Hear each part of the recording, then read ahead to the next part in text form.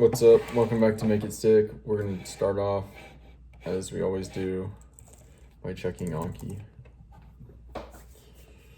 All right. We've got no flashcards due today. Surprisingly, that's the first in a while. So what did we read about yesterday then?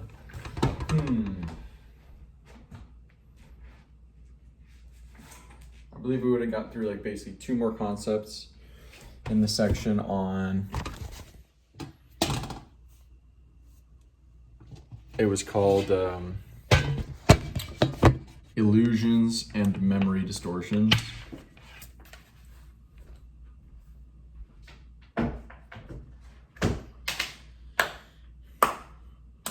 Well, they would be basically, first thing is confidence in memory is not a reliable predictor of accuracy of the memory. Surprisingly, right? Very surprisingly. Counterintuitively. In fact, they did a study on 9/11. People that, Americans after 9/11, a week after, they asked them, what did they remember? What were they doing? All these things about their personal life. Who told you? How did you find out? What were you feeling? Where were you? All these personal questions, right? Then they asked him a year later, then they asked him 3 years later, then they asked him 10 years later. What did they find? Well, they found that basically the general event, known as a flashbulb event, these are really extremely vivid memories.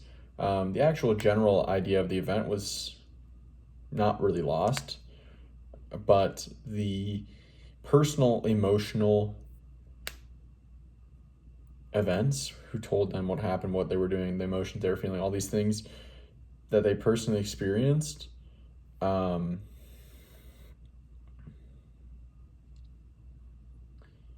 essentially, the more emotional the memory, the more confident they were in their memory, and these are the memories that changed most and warped most over time. So crazy. And then there would have been one more illusion or mental bias, cognitive bias, illusion, distortion, false narrative that we would have covered. Now I'm blanking on what that would have been. Anyway, the next section we started, that would be about mental models, okay? And mental models, an analogy for a mental model is like a brain app. It is basically a package or a unified group of steps, procedures, ideas, things you need to know in order to do something, solve a problem, such as driving a car. You have a mental model of driving a car, turning, looking in your mirrors, the stop signs and the different road signs, and using your blinker and the windshield wiper and defogging and the hazard lights, all these things that are in the mental model of driving your car, that when you boot it up, you're like driving your car. You don't even have to think about all these different steps and incremental things. It just kind of all comes together through repeated practice and use. So whenever you can state an activity, say playing a sport, more specifically playing soccer or playing basketball, or throwing playing darts, the rules of darts, how to throw the dart, and all this stuff, they all are combined into a mental model over time. Your brain's like, oh, this is all part of the same thing. That's a mental model. Okay. I think that's basically all we read about in the mental models. I feel like I'm forgetting it quite a bit. Okay. False consensus effect. Okay. False consensus effect was the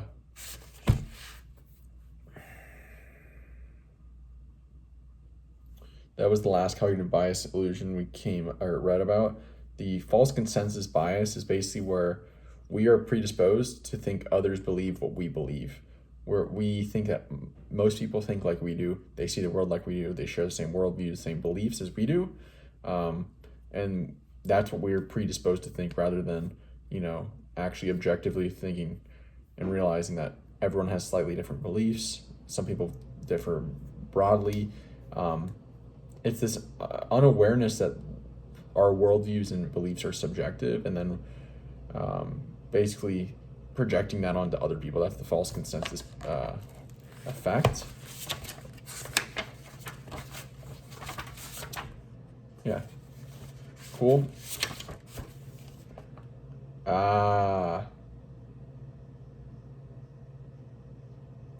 So as far as these mental models goes, this ties into basically the idea that one of these Harvard engineering professors, I believe, one of these physics researchers and professors at Harvard, basically states that like the better you know a subject, the harder it becomes to teach, because all the incremental steps that you need to teach someone get lost into the mental model. As the mental model becomes more and more complex, it starts to combine steps, skip steps, make it more fluid and simple for you.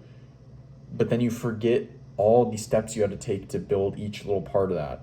And so when you're teaching it, you forget like where the other person is and how long it took you to get where you are. And this ties in with that bias of basically the curse of knowledge, where you underestimate how long it will take someone else to learn the thing that you already know. Okay? So there we go.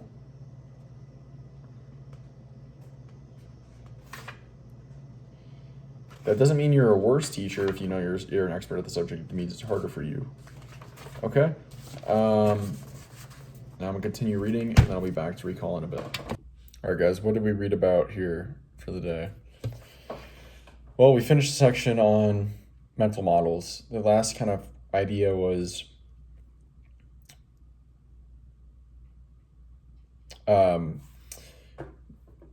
one problem with mental models is that we can over-rely on our current mental models and fail to assess that a new situation or problem is different and requires a new approach.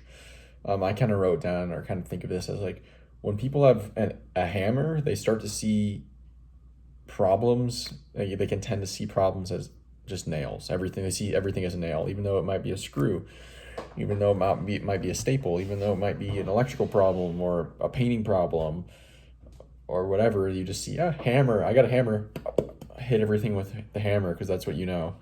I think that's a decent analogy. Anyway, this mental model section was kind of short and sweet, a little intro or just overview of kind of, again, what mental models are, but also about the potential downsides, the hidden downsides or dangers for our judgment, which are, again, that kind of curse of knowledge effect, and over relying on the mental models you have, seeing the world through those mental models, and lacking the ability to see that those mental models aren't necessarily competent or appropriate for certain problems. The next section is called Unskilled and Unaware of It. This is all about Daniel Dunning, I believe his name is. Daniel, is that right? David Dunning and Justin Kruger, Dunning-Kruger effect. Basically, incompetent people who aren't improving. I made that note because, you can be incompetent just because you're just starting out. But incompetent people who aren't improving generally aren't improving because they lack the ability to actually accurately self-assess their performance. So they don't see that they're doing anything wrong, so they don't have any reason to improve.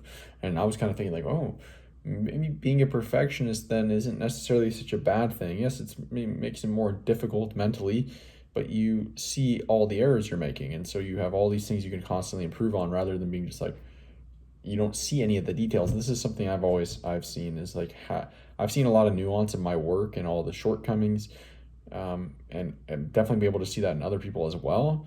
And it's just mind-blowing to me when other people don't see it. And this is the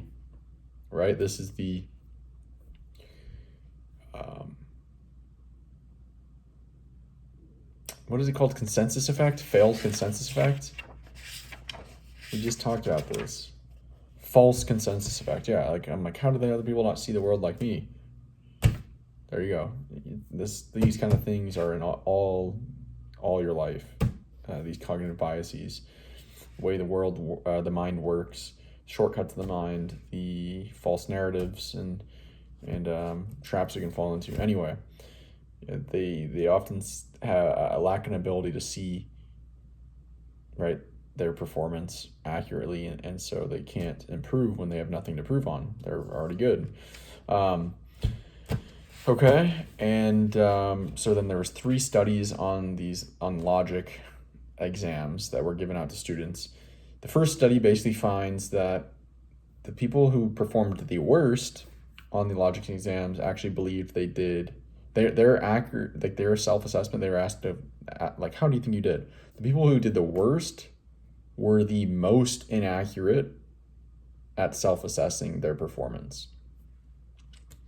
Okay, that makes sense to me, for multiple reasons.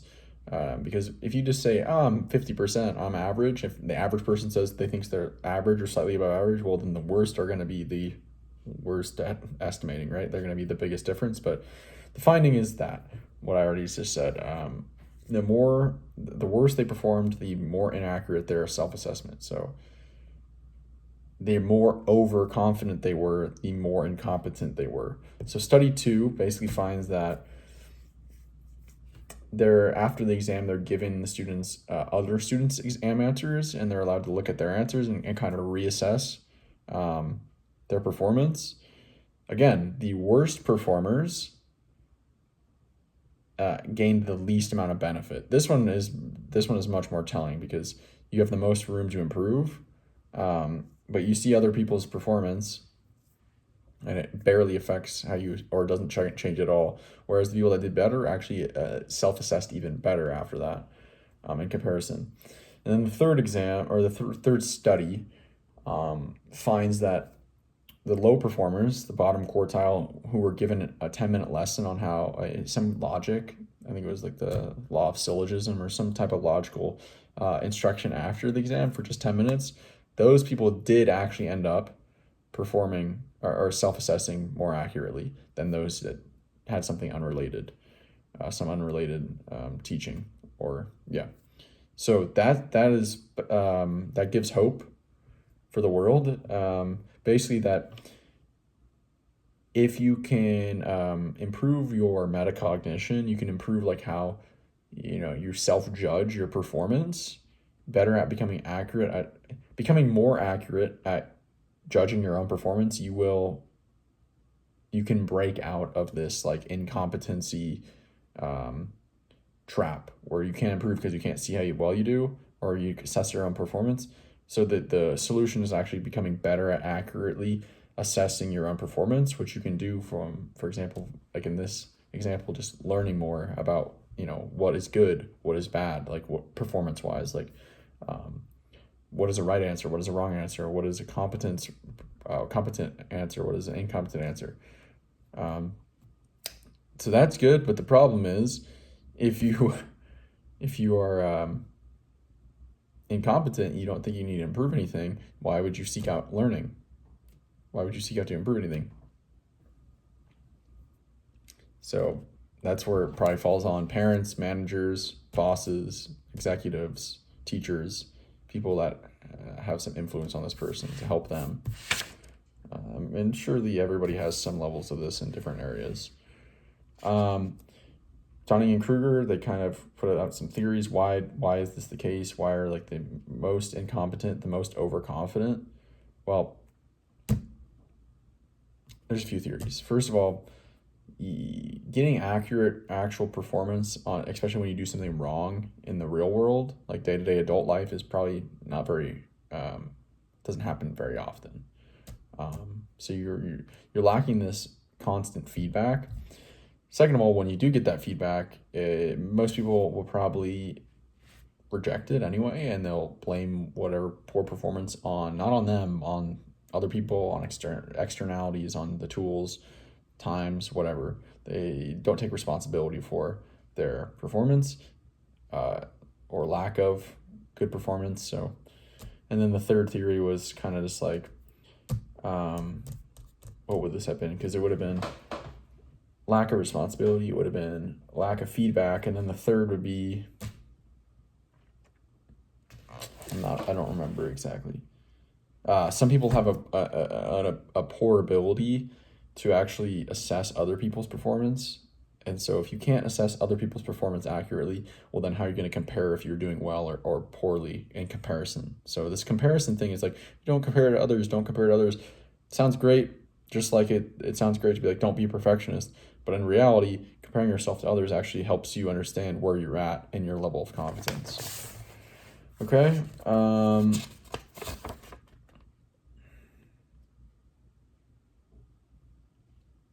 That's it for today.